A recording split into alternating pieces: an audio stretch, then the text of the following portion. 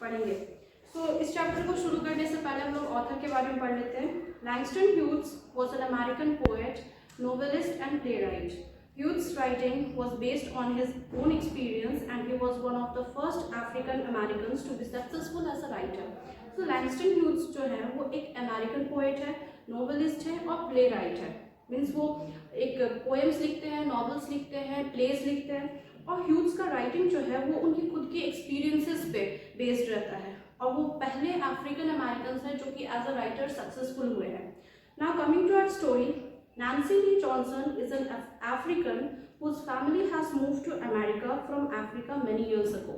So Nancy Lee Johnson जो है वो अफ्रीका, उनकी फैमिली अफ्रीका से है और वो बहुत सालों पहले ही अफ्रीका से अमेरिका आ चुके हैं। In school, encouraged by her art teacher Miss Dietrich, Nancy Lee excels at drawing. तो उनके स्कूल में उनकी आर्ट टीचर जो है मिस डीट्रिक, वो उनको बहुत पुश की और उनको बहुत सिखाई, तो इसकी वजह से नैन्सी ली बहुत अच्छा ड्राइंग करती है। One of her best pictures has been entered in a contest and everyone expects her to win. So उनका एक पिक्चर जो कि बहुत अच्छा था वो उन्होंने एक कॉन्टेस्ट में दिया था और सभी लोगों को उम्मीद है कि वो उस कॉन्टेस्ट को जीतेगी भी क्योंकि वो बहुत अच्छा ड्राइंग करती है। So does she win the well-known artist club award? Read on to find out. So ये हम लोग पढ़ेंगे इस स्टोरी में और पता करेंगे कि क्या वो जो आर्टिस्ट क्लब अवार्ड जो है वो जीत पाती है। One wet rainy April afternoon, Miss O'Shea, the vice principal, sent for Nancy Lee. So April month था और एक बहुत बारिश हो रही थी। आफ्टरनून में मिस ओशे जो है वाइस प्रिंसिपल नैन्सी ली की, वो उन्हें बुलाती है कि नैन्सी ली को बुलाओ। So Nancy Lee knocked on Miss O'Shea's door और वो तुरंत पहुंच जाती है। The familiar voice said come in. वो नॉक करती है और फिर एक जाना पहचाना सा आवाज आता है कि yes come in. Sit down Nancy Lee Johnson, said Miss O'Shea, I have something to tell you. Nancy Lee sat down. So Nancy Lee को मिस ओशे बोलती है कि बैठ जाओ, मुझे तुम्हें कुछ बताना है। You have been an excellent student, Nancy, as I am sure you know, began Miss O'Shea. So Miss O'Shea बोलती है कि तुम एक बहुत ही excellent student हो नैन्सी, और मुझे पता है कि ये बात तुम जानती हो।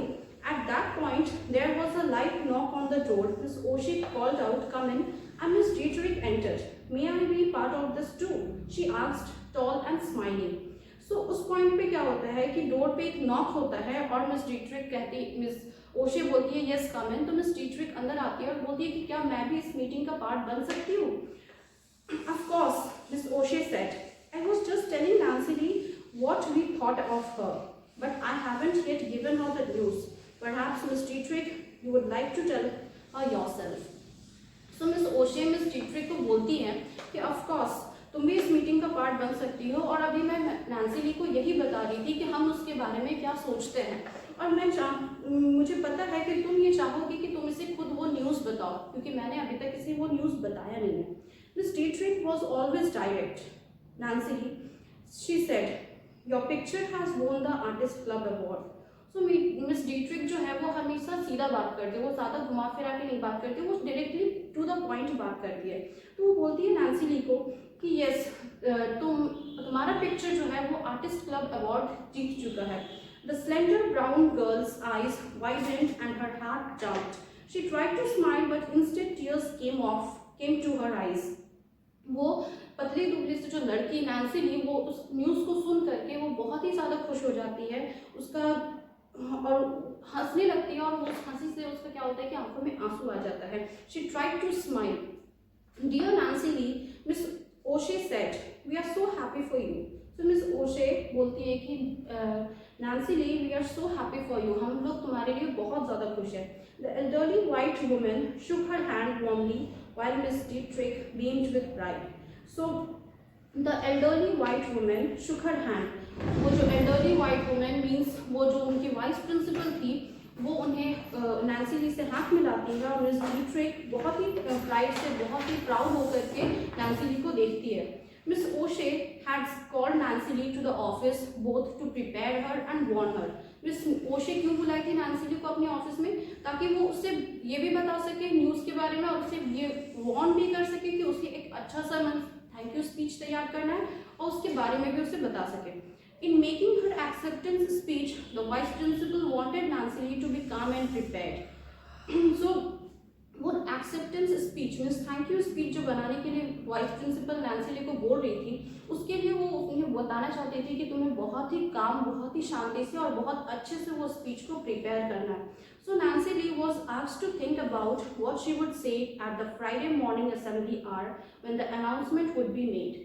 सो नैन्सी ली को ये कहा जा रहा था कि वो उसे क्या कहना है, मीन्स एक्सेप्टेंस स्पीच में उसे क्या बोलना है, उसके बारे में वो अच्छे से सोच ले, प्रिपेयर कर ले, क्योंकि फ्राइडे मॉर्निंग असेंबली के टाइम पे ये अनाउंसमेंट होने वाला था कि उसने आर्टिस्ट क्लब अवार्ड को जीत लिया है.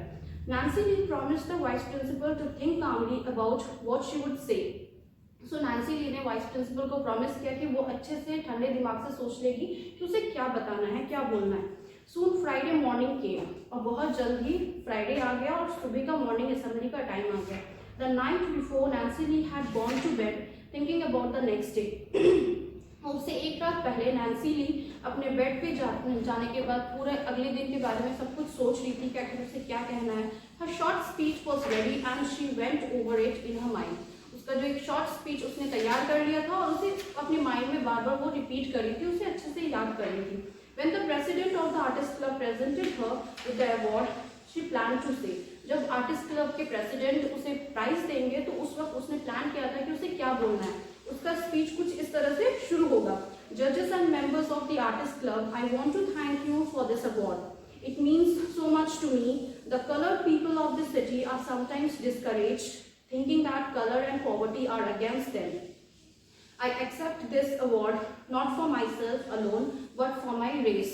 So उसका नैन्सी ली का स्पीच कुछ इस तरह से शुरू हो रहा था कि सबसे पहले वो जजेस और अपने आर्टिस्ट क्लब के मेंबर्स को थैंक यू करती और उसके बाद वो बताती कि वो जो प्राइज उसे जो मिला है वो उसके लिए क्या मायने रखता है.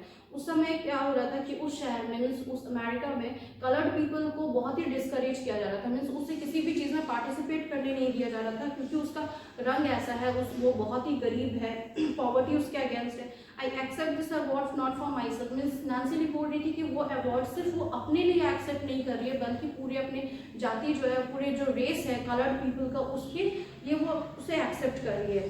Believe in America, we believe in its opportunities and fairness. I thank Ms. Dietrich and the teachers who gave me the knowledge and training to win this award. When I came to this school a few years ago, you received me well. You have given me a chance and helped me along the road I wanted to follow. सो इस तरह से वो Nancy ली पूरा अपनी speech में बता रही थी. सबसे पहले जजेस मेंबर्स को थैंक यू की, फिर सब कुछ को मतलब कि वो ये एक्सप्लेन की कि कैसे वो खुद के लिए नहीं बल्कि अपने रेस के लिए अवार्ड को एक्सेप्ट कर रही है. फिर वो अपने टीचर्स को, मिस डीट्रिक को थैंक यू की क्योंकि मिस डीट्रिक ही थी जो कि उसने ड्राइंग सिखाया था, उसको इतना अच्छा उसे ट्रेन किया था. उसके बाद फिर वो बताती है कि जब वो स्कूल आई थी अमेरिका में, जब क्योंकि वो पहले अफ्रीका में उसका जन्म हुआ, अफ्रीका से उसका पूरा फैमिली अमेरिका ट्रांसफ़र हो चुका था.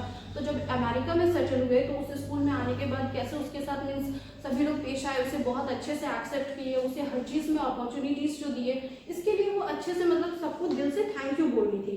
Thus Nancy Lee went to sleep dreaming of a wonderful tomorrow.